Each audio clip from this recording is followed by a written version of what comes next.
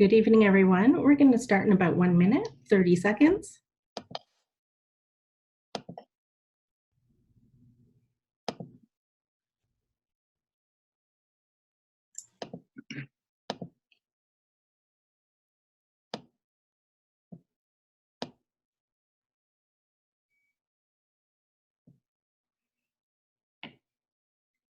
Okay, here we go. Welcome to Behind the Keyboard and our second episode. Thank you all for joining us. Just a little bit of housekeeping. Please keep yourselves on mute and video off. And please type your questions for KT Wagner in the chat space, which we'll get to near the end of today's chat. Behind the Keyboard is a monthly author interview series. We're taking a peek at authors behind their keyboards and bringing that peek into your living room. A combination of an author reading, a glimpse of the author behind their keyboard in an intimate fireside chat, a mini workshop, and a chance to ask your questions. Our goal for Behind the Keyboard is to reach as many writers as possible, bringing accessible professional development and exposure to authors for writers. I'm Nicole Brown, writer of Psychological Suspense, creator of Behind the Keyboard, and one of your hosts. Joining me as co-host for the series is Cynthia. Say hi, Cynthia.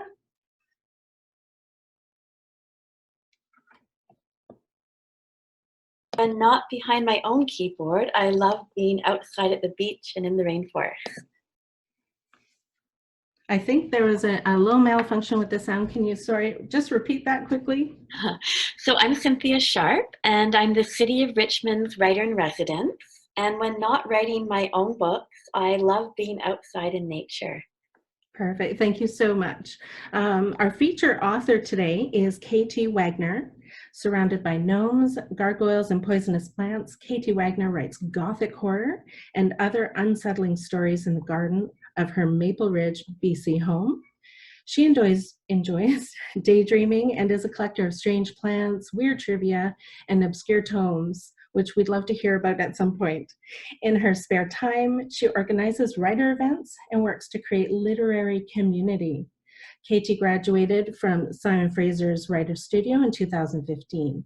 A number of her short stories are published in magazines and anthologies, and she's currently working on a sci-fi horror novel. Welcome, KT. Thank you so much for joining us today. Well, thank you, Nicole and Cynthia. I'm really pleased to be here. Wonderful. Now, just in keeping with our format, we're going to launch straight into hearing an excerpt of your story, Beneath Her Skin, from the anthology, The Book of Twisted Shadows, which was released just this month by Haver House Hill Press. Can you tell the listeners a bit about the anthology and the blind selection process, and also about the piece you're going to read? Oh, okay, thank you. Yes, Haver House Hill Press, two of their editor authors, Christopher Golden and James Moore, came up with the idea of the Twisted Book of Shadows based on anthologies that used to introduce horror writers to readers in the 20th century. And they approached 7 writers and editors who were fairly prominent in the community, and asked them if they would take part in a blind selection process.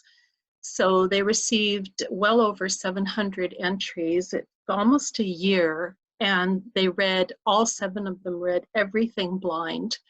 And in the end, they chose 18 for the anthology. So I'm very pleased to be a part of this. It's very exciting. Oh, that's fantastic. Thank you. So that, again, congratulations, by the way.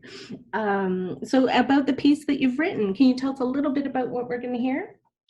Okay, so I'm going to read the beginning of my story, Beneath Her Skin.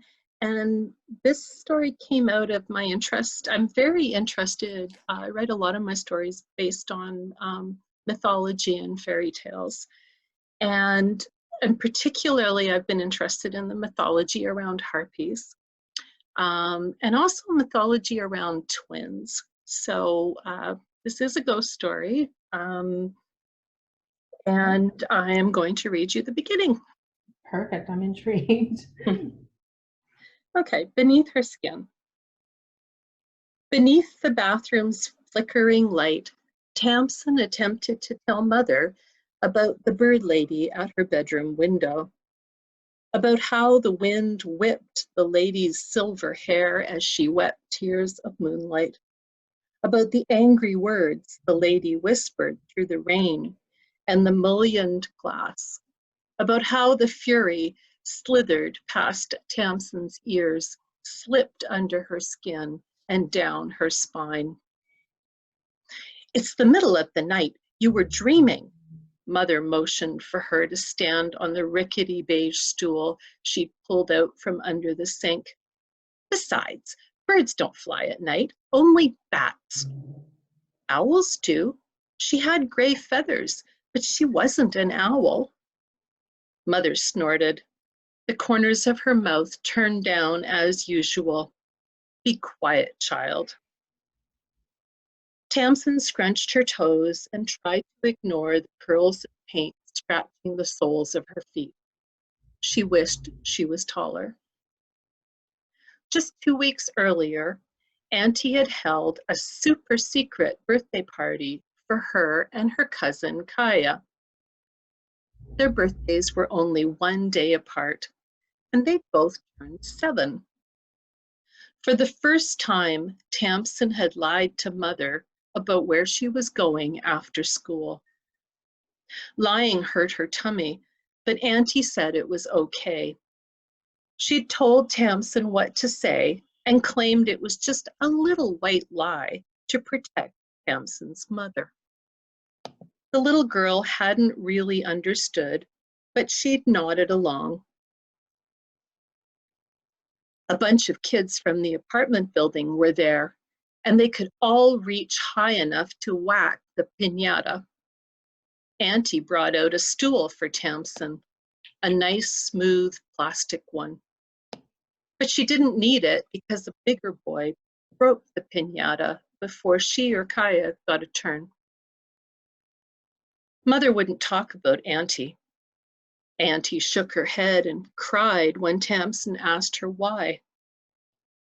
Auntie explained about being fraternal twins. They were alike but different, and Mother didn't like some parts of Auntie. If Tamsin didn't think about it too hard, it made sense. She didn't like some parts of Mother either. She wished she and Kaya were sisters, not just cousins. Kaya said she felt the same way. I like being older than you, Kaya said, then giggled. Even if I'm only one day older, we're best friends forever. Each night before Tamsin fell asleep, she would wish to grow tall enough to decide for herself where she lived. She hated the dark, narrow townhouse. Kaya and Auntie lived in a sunny apartment, high up in the sky. Mother refused to consider a move, but complained about the gloomy townhouse all the time. The narrow rooms, the sketchy neighbors, the crappy location. Tamsin wanted all 4 of them to live together. A 3-bedroom apartment would be big enough. Mother and Auntie could each have their own room. Tamsin liked having her own room, even if she wasn't allowed to have anyone over to play. But she loved to share a room with Kaya. They'd have matching superhero duvet covers and share their favorite books and read by flashlight under the covers each night while eating giant bowls of strawberry ice cream with chocolate sauce. Mother rapped her knuckles on the bathroom counter and interrupted Tamsin's thoughts. Hold up your hair and hunch over. I need to see. She didn't touch her daughter. She only touched her when angry. It's a bite. Damned house. Now spiders are invading through the hole in the bathroom ceiling and attacking us while we sleep. The spider didn't bite me. The gray bird lady did. Storm winds whistled in the distance. The window panes in her room rattled. The little girl clenched her fists and told herself it didn't matter what Mother thought. But it did. Mother pinched her arm. What have I told you about making up stories?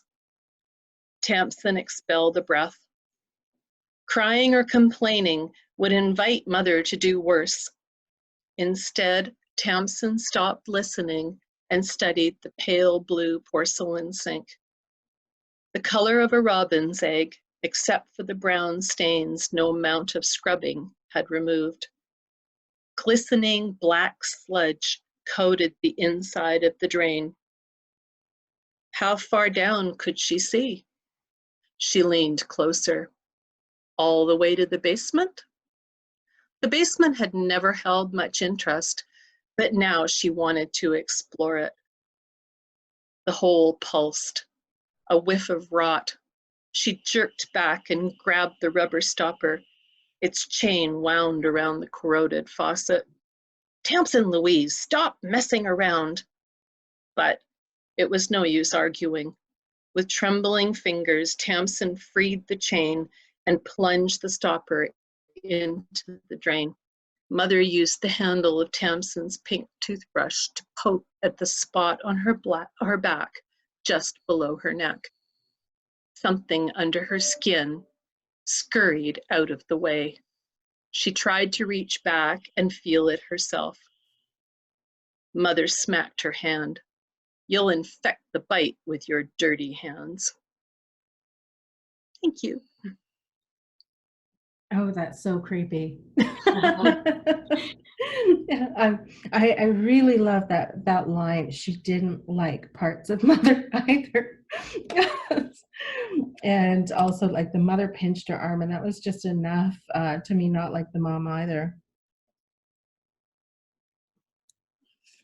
Cynthia, what did you think here? Oh, I'm blown away. You've made me a horror fan. Nice. Okay. I never knew I was a horror fan. And it's interesting how you've expanded, KT, the genre for me and helped me understand what horror can be. You know, it doesn't have to be all like blood and guts. It's that creepiness underneath the surface. Yeah, definitely. Yeah, and I think along that line, like when the contrast, the dark and narrow, the sunny apartment, the use of the elements like outdoor and inside and basements always scare the bejesus right out of me. Well, thank you so much for sharing. We're going to move into some questions because we have been itching to ask you some things here. So part of Behind the Keyboard and the Fireside Chat, just for everyone listening, is to get a bit closer to the person behind the stories, questions that we're sitting here itching to ask about the author as a person on their own writer's journey, the you behind the keyboard, so to speak, for the author. So we'd already mentioned Beneath Her Skin, KT, was just published by Haverhouse Hill Press, and you've published over or around 30 short stories. So does getting accepted ever get old? No. No, and neither does seeing it in print. I really enjoy it. I've also had a couple of stories podcast, which I also really liked. One was a reprint. Tina Connolly podcast it on Toasted Cake, and I've had two podcast at Centropic Oracle, which is out of Abbotsford, I believe. But it's really neat to hear your work acted out. And KT, I know you've run Golden Ears Writers for the past 10 years, I think. I see you're giving a variety of workshops and retreats. And you do speaking engagements for writers. You're active in several writers groups. We see your name in Creative Academy and Horror Writers Association.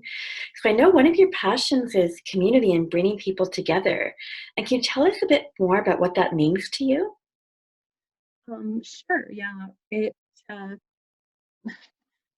I really feel strongly about writer community. I just don't think that when we write, a lot of people think of it as a solitary activity. Um, and I don't actually believe that. I think that writers do better when they have support, other writers to talk to about craft and the challenges. I really enjoy writing in the company of other writers, so it's kind of together but alone. The chance to share successes and challenges, it's an extremely challenging endeavor. And the more we can support each other and lift each other up, the better off I think we all are. About 10 years ago, I was going to things in Surrey and Vancouver, but there was very little in my area, which is Maple Ridge. And I met Rhonda Payne and Andrea Walker from Mission. And together we started Golden Years Writers with a lot of support from the ACT. That's our local arts theater. We wouldn't have been able to do that without them. And from there, this is the third year we're going to hold a writers festival. We do 10 months a year, third Tuesday of each month. I know in the links at the end, there's a link to Golden Years Writers, but we do put on 8 workshops and 2 readings a year.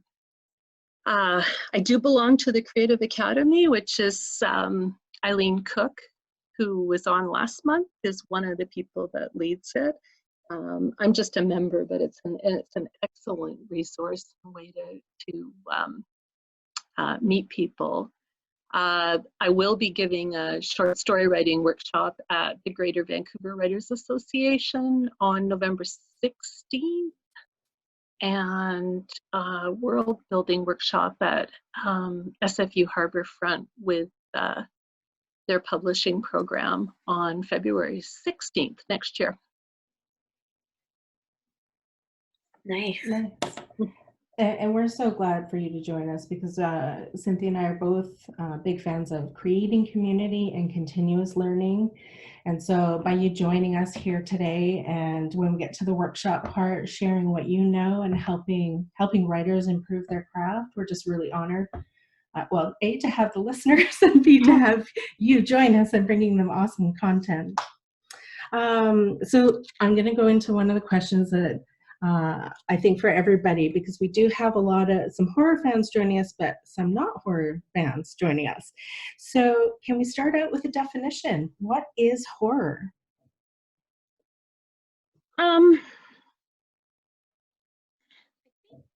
Largely, horror is an emotion that's evoked in the reader. So primarily fear, dread. It could also include shock, terror, dismay, disgust, abjection, menace.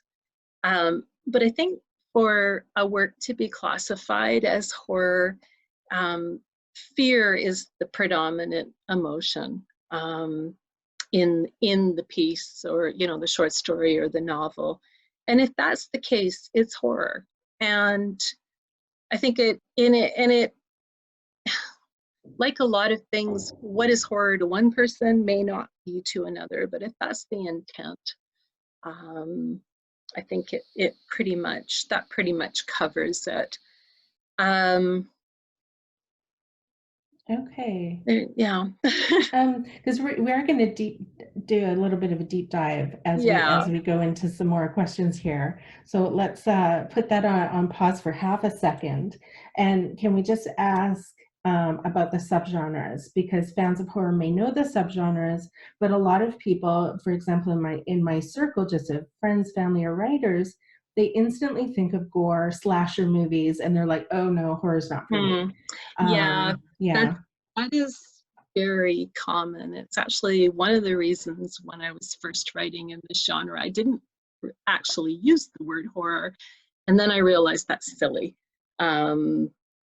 because it's about educating people. I think people are a lot of readers are missing out on some fabulous literature because they get turned off by the word, or they think it's something that maybe it's not, or maybe, you know, one subgenre may not appeal to them, but another might be something that they really enjoy.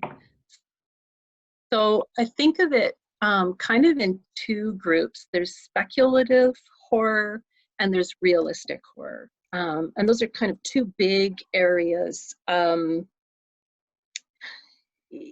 then there are, I think, what a lot of people think of, because especially if they watch movies like The Saw, and that they think of extreme horror, which is a subgenre.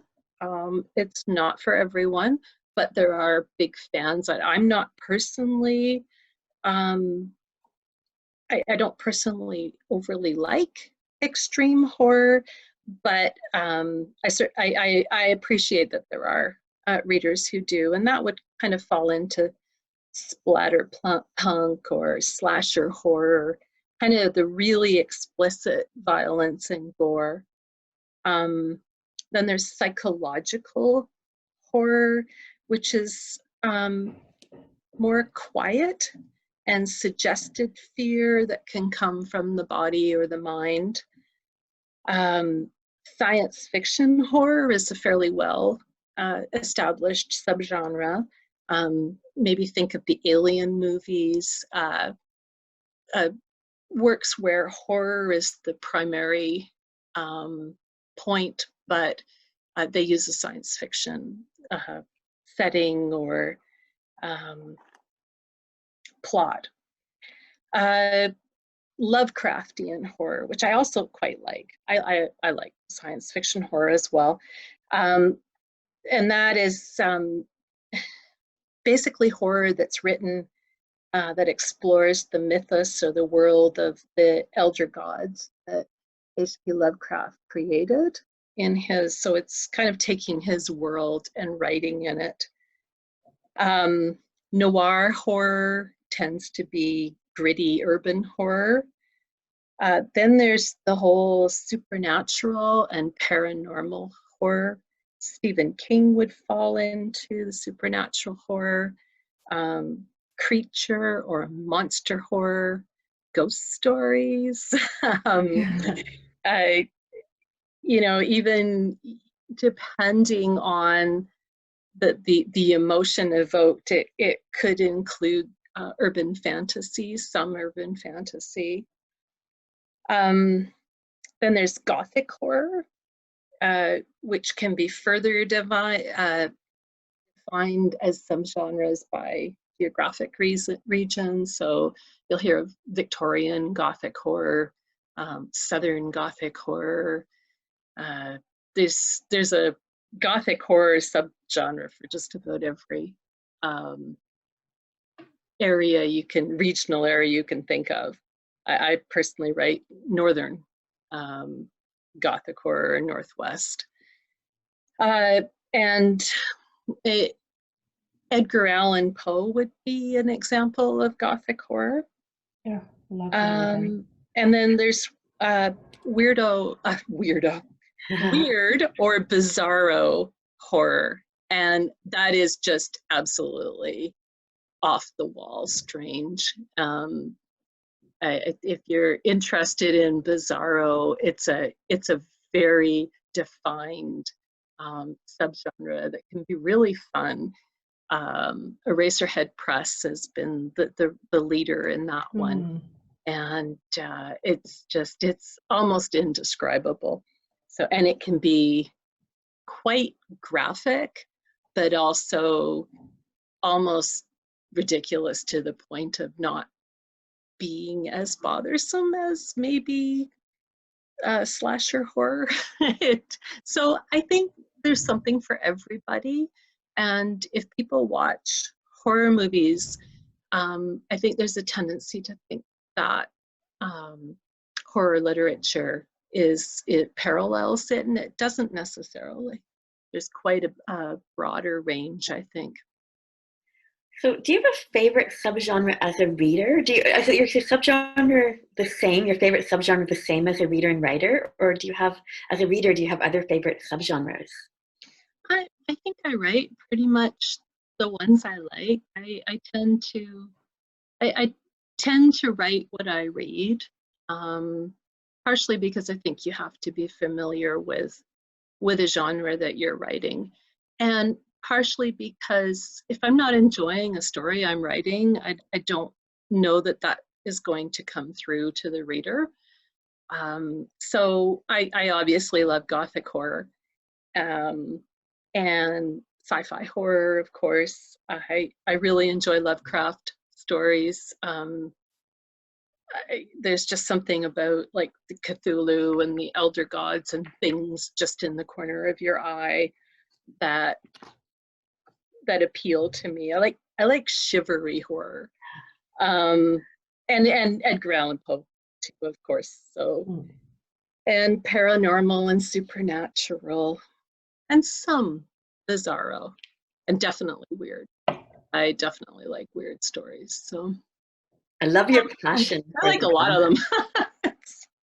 I'm probably the only one that I don't really read a lot of is extreme horror, though I do appreciate body horror, especially when it's kind of written from a female perspective.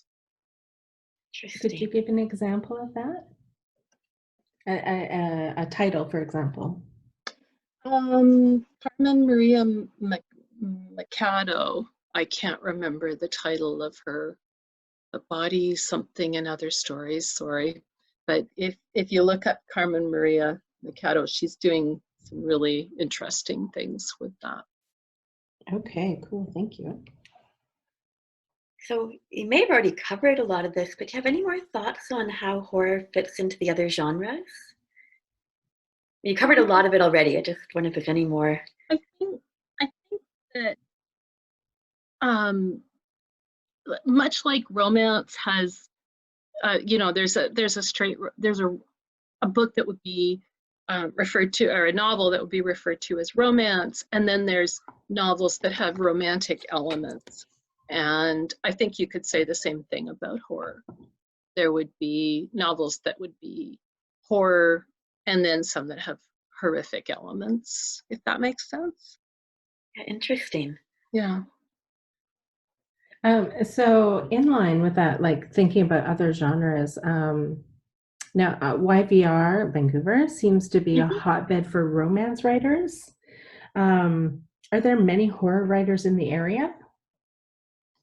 I would say that there are a lot of romance writers.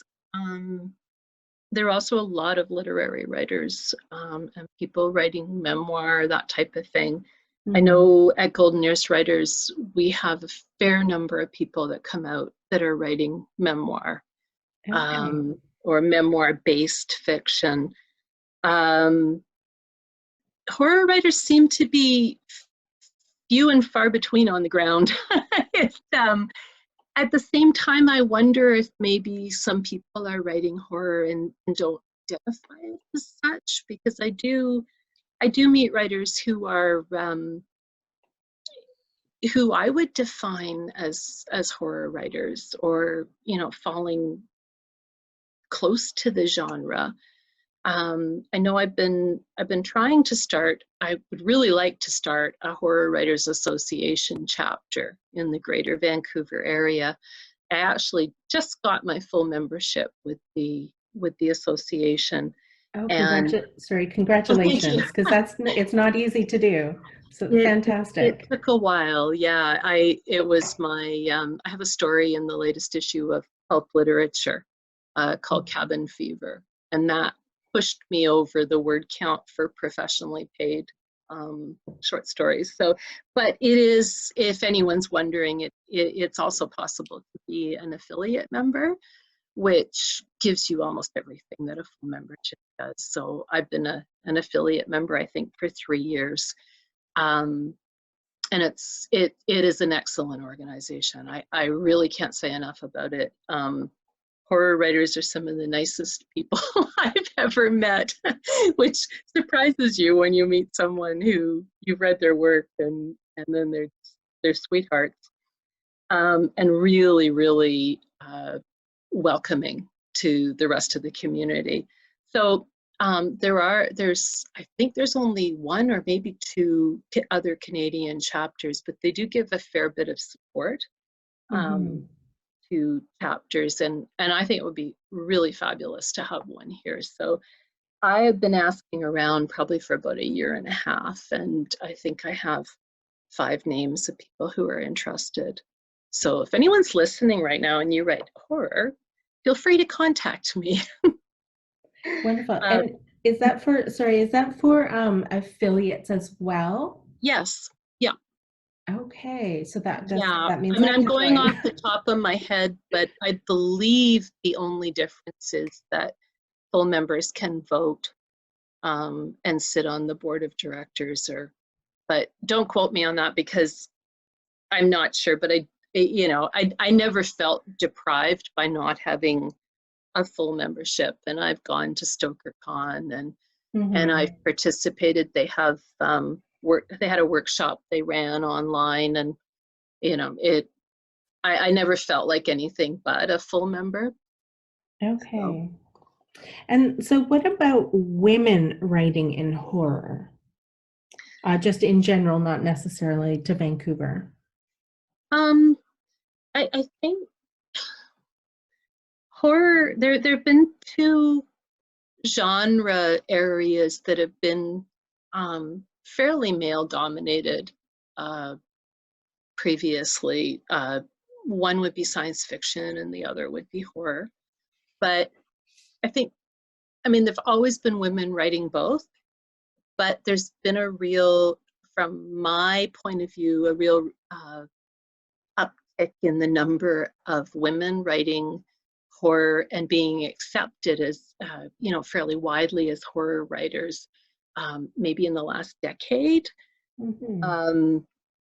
It's what I like is that the women tend to have a different aesthetic when writing horror,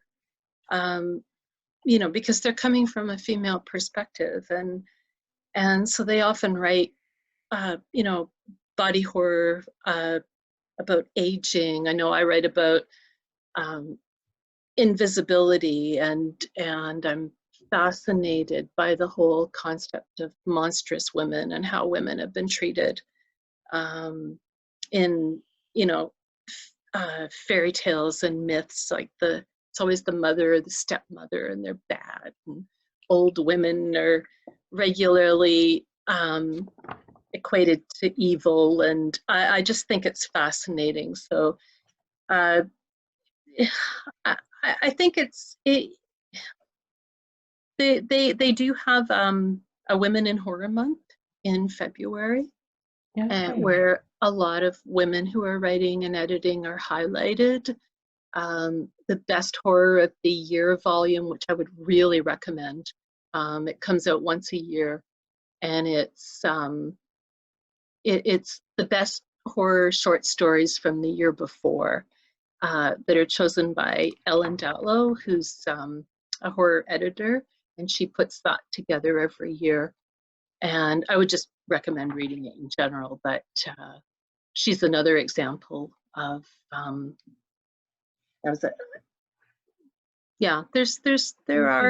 it's coming along. Okay. And so we're hopping a little bit. I want to go back. I want to go back to the romance writing. When you and I were chatting earlier, about a month ago, several weeks ago, we were chatting and talking about horror, and you had mentioned something that just really was so interesting for me about romance writing and horror writing and emotions. Yeah, do you feel if I recall correctly, it was the idea that they are both genres based on emotion. So romance is based on love, if the story is predominantly about love, then it's a romance. And if horror is predominantly about fear and dread, it's horror. Now, there are crossovers in either Gothic horror or Gothic romance, which kind of skews it to either the horror or the romance side, where you combine both. There's also a subgenre, which I didn't mention earlier, but I'm just thinking of it now. It's in erotic horror, erotica. I'm not all that familiar with it, but I do know that it's a subgenre. So I think it also means that, unfortunately, to a large extent, both genres don't get a lot of respect with many readers, which I think is really unfortunate. I mean, there's good and bad writing in every genre, and there's excellent writing in every genre, romance and horror. So, okay, was I talking about something else I'm forgetting about? No, I think it's head on. There are emotions in both. They're both kind of can get a bad name, you know, romance and horror, and yet every single one of us is human with emotions. Absolutely. It's so interesting. Cynthia, you had a comment that you wanted to make. Yeah, I was going to say, when Nicole shared that with me, your comment about horror and romance both being about emotion, as a screenwriter obsessed with structure, that was just such a brilliant statement to me. And it got me thinking about how they're both emotional journeys with similar but different structure. And I just thought it was very, very interesting to pull out Save the Cat by Blake Snyder and do an analysis there. Yeah, so thank you for making that connection for us. Now, Cynthia, you enjoy reading romance, right? Yeah. And so you were talking about earlier when we were talking about the emotional journey of that. Yeah, I was thinking it'd be really interesting to just take out both genres and look at the plot points and compare them, because they're both emotional but in different ways. So Nicole and I had this 3-hour conversation at the library. We were so excited about this idea that KT gave us. I was thinking about romance as the emotional journey. You travel with the characters through their ups and downs. You see the catharsis of them ending up together. And then Nicole was analyzing horror in that way. What horror does for the emotions. Yeah. So I was wondering also, like, if the difference between our love of romance or horror, for those that have a heavy preference, could it be due to our level of comfort with the associated emotions? So for myself, I enjoy romance, but I'm a big fan of horror, dark writing, suspense, and it's really my go-to for emotional experience. It's the anticipation, the unknown, the fear. I don't know. I just feel it. I like to jump and be scared. You know, that's what I'm into. And Cynthia, did you want to say a little bit more about your journeying within romance? Well, what it was for me too is I'm so obsessed with structure and analyzing structure from different perspectives that I started looking at when I watch romance movies. I read and write and I read and watch tons of genres, but I started thinking, well, the romance structure is about anticipation, longing, hope. You're journeying with the characters. You're invested in seeing them through to the catharsis. And so we want everything to work out. And we started talking about how that's kind of like eating chocolate, but you eat chocolate for different reasons depending on what genre you're in. Katie, do you think is there anything to that, maybe with our level of comfort with different emotions, why somebody might prefer romance or horror? I think there's some thought that, well, it's with horror, it's somewhere you can experience that emotion safely, and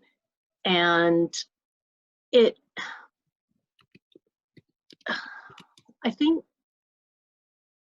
horror right now anyway, I think there's a reason horror has become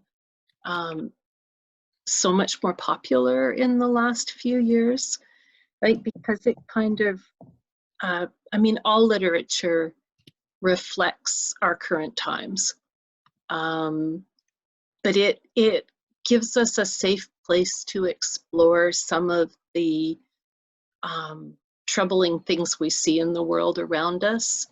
That kind of pervasive feel that we're not safe anymore, that, you know, there's something kind of looming over us. And I think this gives it gives us a way of exploring those feelings and kind of learning how to deal with them. In the romance side, I think is much more maybe exploring our personal feelings and relationships.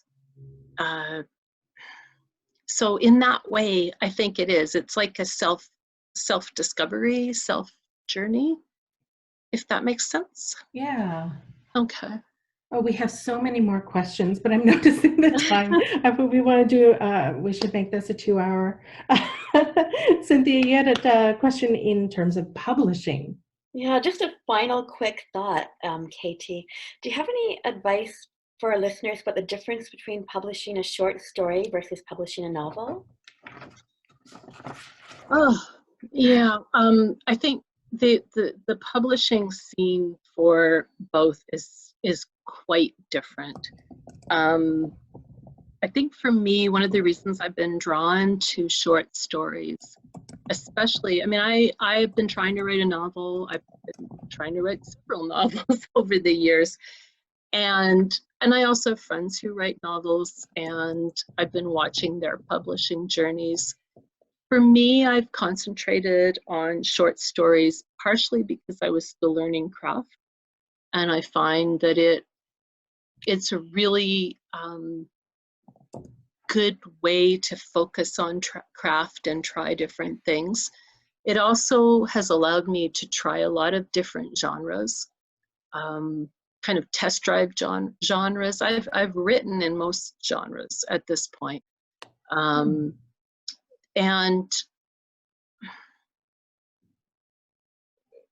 this is going to sound bad, but there are characters and stories that I really want to tell, but I don't want to spend 80,000 words with those characters and stories, like 5,000 words, and I've had it with them, especially when I'm writing horror.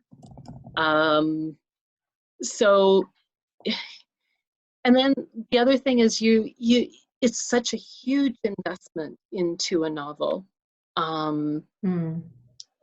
In time, you know, looking the whole process of getting an agent and shopping out a novel is completely different than trying to market short stories.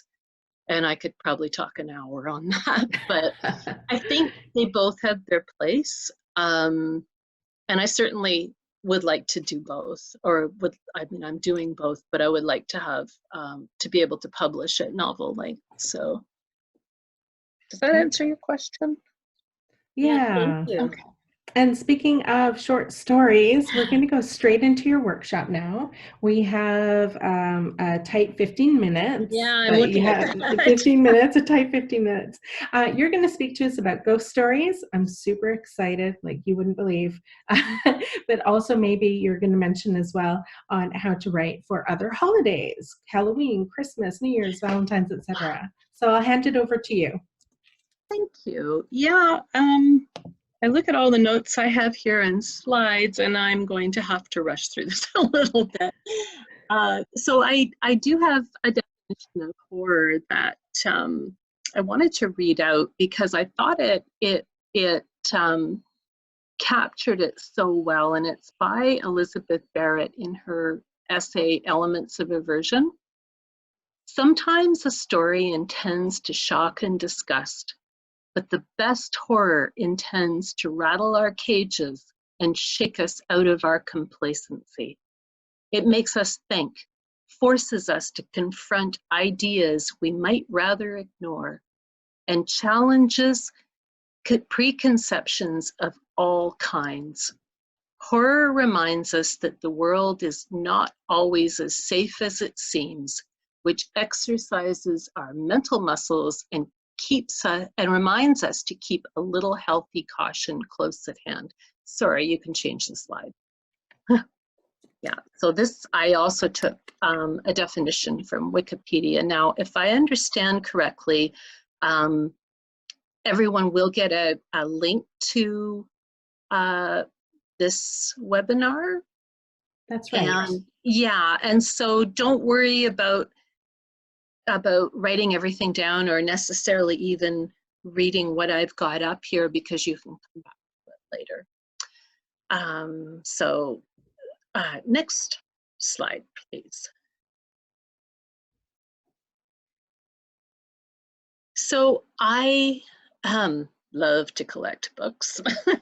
And so I thought I would share some with you that I use for inspiration for ghost stories.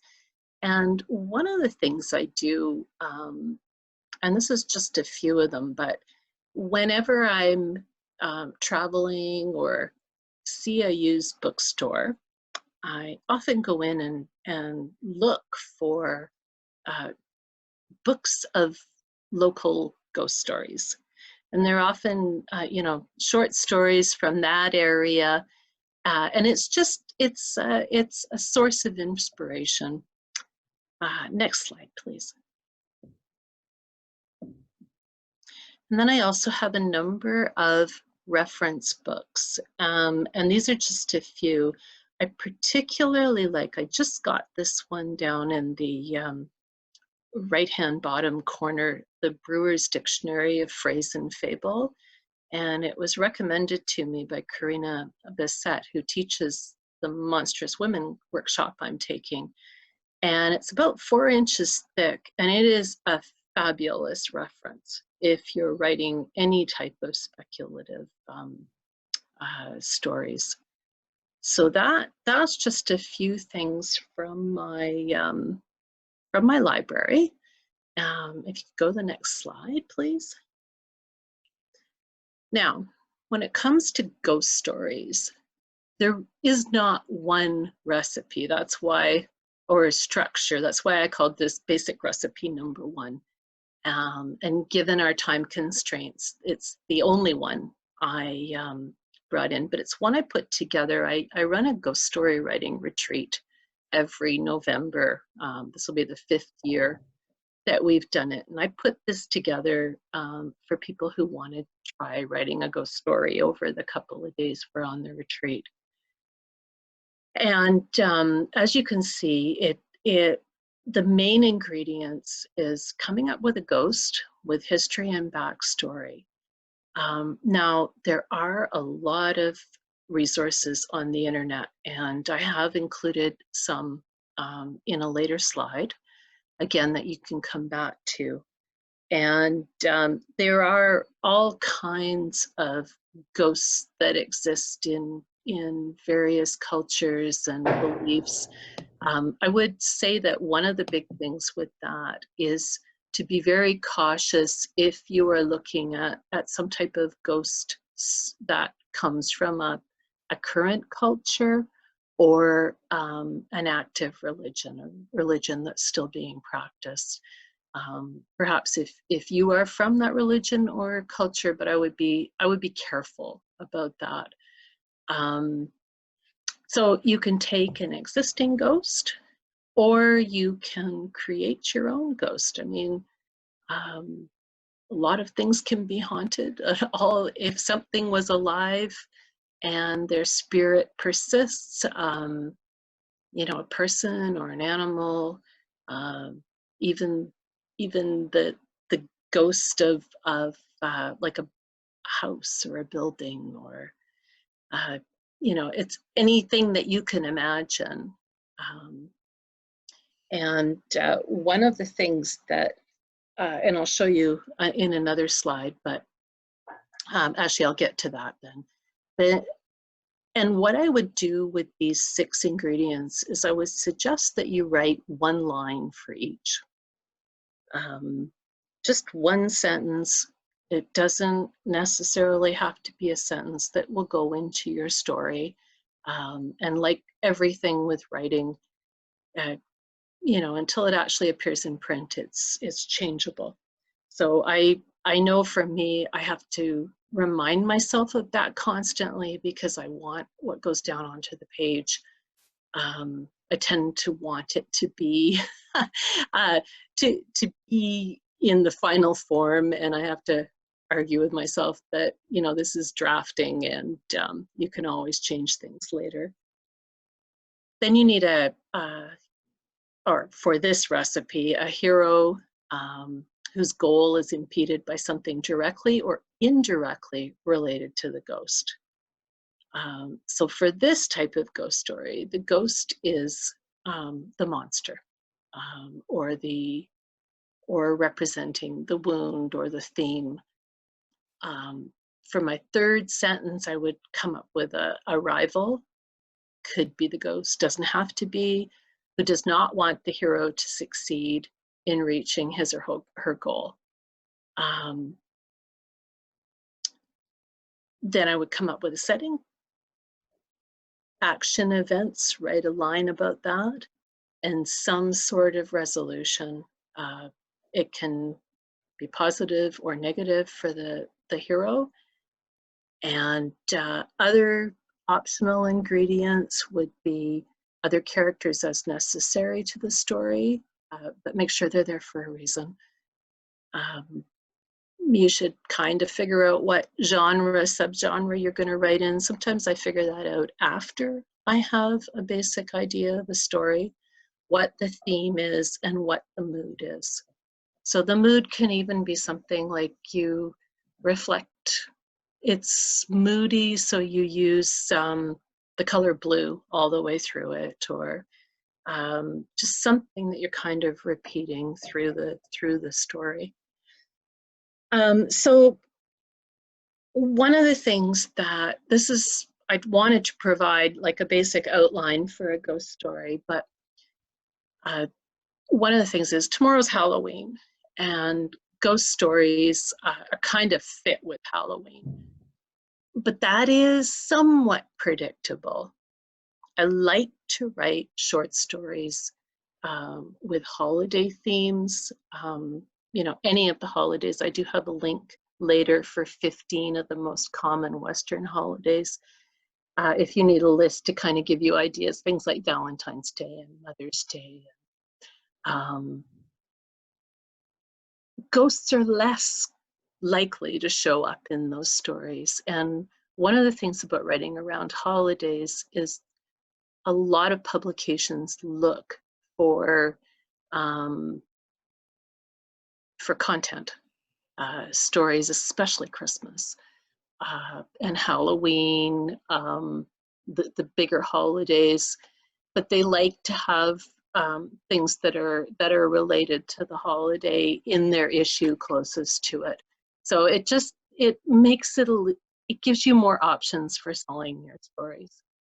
And it also, if you combine ghost with a holiday, you know, I mean, the ghosts are related somewhat to Christmas. So if you stay away from kind of the Christmas Carol idea, and do something unexpected, which is very helpful when you're selling stories, and they create interesting stories. So one of the things I like to do, and I think, yeah, next slide, please. On it. Okay. I really, for my own ghost story writing, I really like to have the ghost represent in some way the main character's wound or the story theme. It doesn't have to be direct, but I think that can really carry a theme and give a punch to the story. And I've shown another book from my library here that I highly recommend. It's The Emotional Wound Thesaurus. Next slide, please. So anybody that knows me has heard this before, but I really like using constraints when I'm writing short stories. And one of the the main reason is that our brains tend to go to the predictable. And when you introduce an element of chance or randomness to your story, it can really take it in new directions. And brain research has shown that our brains work on recognizing patterns. And so if you throw some random disparate things together, our brains will work really hard to create a pattern out of them. And if you use randomness, and I'll explain it here what I do, and perhaps you'll find it helpful. I don't have a lot of time left, so I'm kind of rushing through this.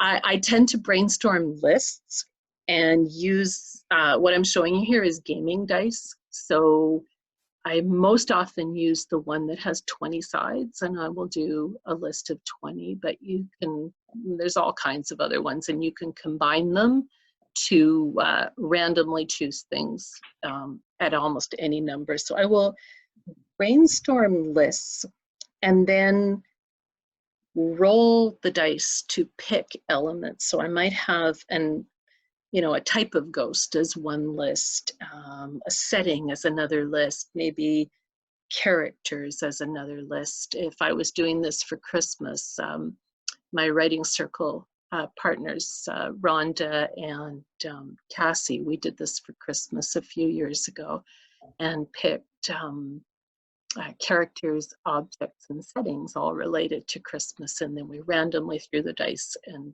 paired up threes and wrote stories. And I believe all of them have been published now. So, and they were really odd pairings, but they sparked your imagination.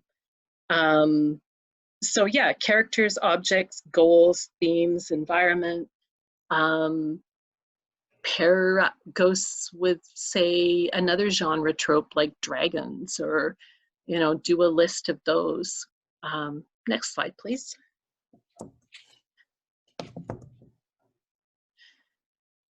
Another way to do random prompts, and sometimes I'll just throw these into a story if the story is feeling like it's too predictable or I need something for it to turn on. I have these story dice that you can just toss and interpret the little pictures as you may. Next slide, please.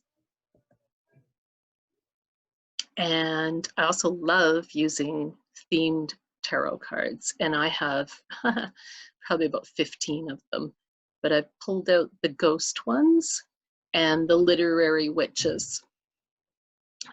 So yeah, tarot card decks, also Pinterest. If you go to my Pinterest page, I have like a board of ghost pictures and prompts. I love writing from pictures and then maybe rolling the dice and adding an element to it and then taking it from there.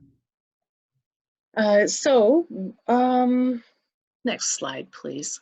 I hope that has been helpful. I'm sorry to have really rushed through it there, but this is a list of online resources. The first is TV Tropes, which talks about ghost ones. TV Tropes is a great resource. Angels Ghosts has a fabulous list of types of ghosts and all kinds of other ghost resources. This is the holiday list, the list verse. Facebook group, it's a group that I run that posts submission calls for ghost stories.